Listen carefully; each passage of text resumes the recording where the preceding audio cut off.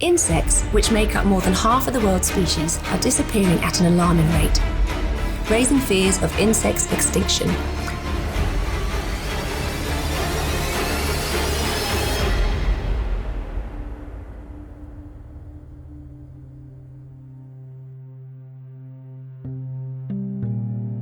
Of the world's nearly 10 million insects, around a tenth are classified. We are talking a lot about decline of insect diversity in the world, but then the majority of information comes from Europe and North America. We know little about what's happening in the tropical area. So we really need to build the basic understanding of the distribution of insects. In the rainforests of Yunnan Province, China, there is a botanical garden that attracts experts and scholars from all over the world.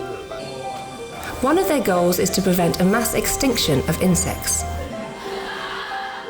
In other parts of the world, we travel long distance, then bring the samples back to their research institute, which can be very far. One of the beauty advantage of XTBG is that it's not actually close proximity. And we have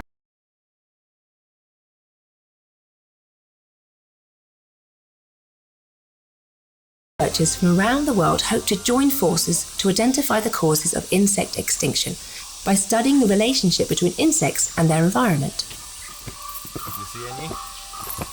Tree holes provide a starting point for investigating this relationship between insects and their environment.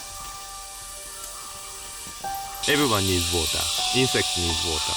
They need aquatic habitat to develop, to complete their life cycle. This little hole creates the whole ecosystem.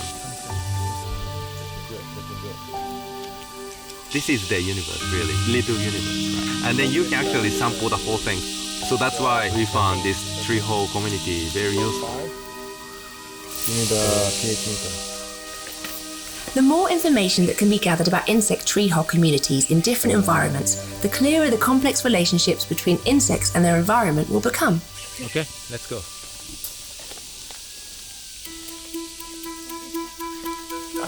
There's no water in that. No, it's too small. No tree hole. However, tree holes are randomly distributed, and there is no water in the dry season. In order to divide the vast rainforest into small universes that can be studied, the first thing researchers need to do is to create artificially simulated tree holes.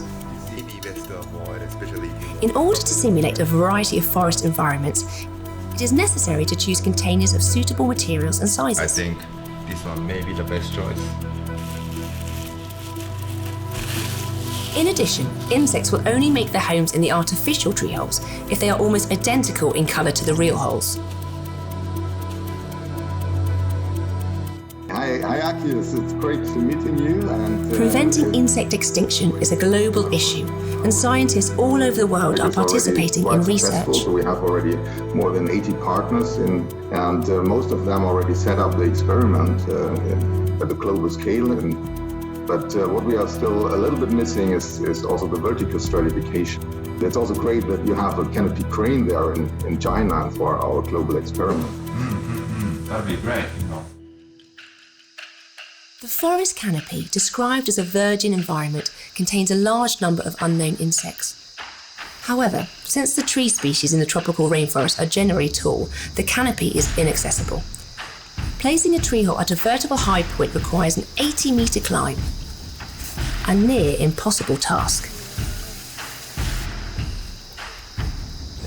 Xishuangmanna Tropical Botanical Garden has the world's highest 80-metre forest crane. This enables researchers there to reach the virgin land of the forest canopy. Welcome to the tallest crane in the forest. 72 meters now. I like you so much.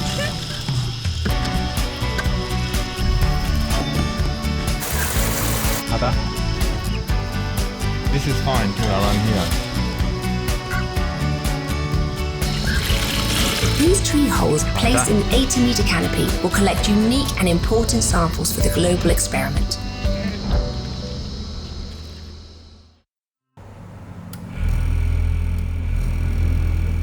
The scientists performed DNA tests on the samples they collected and found that the rain had altered the structure of nutrients in the canopy tree holes, suggesting that irregular precipitation can prevent canopy insects from finding suitable habitats.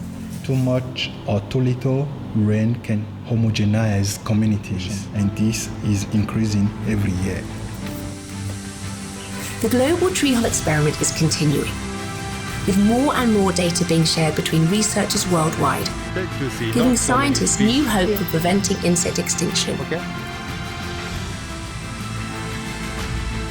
But by understanding this small universe, we can actually apply our understanding of this small planet to the bigger planet, which is Earth.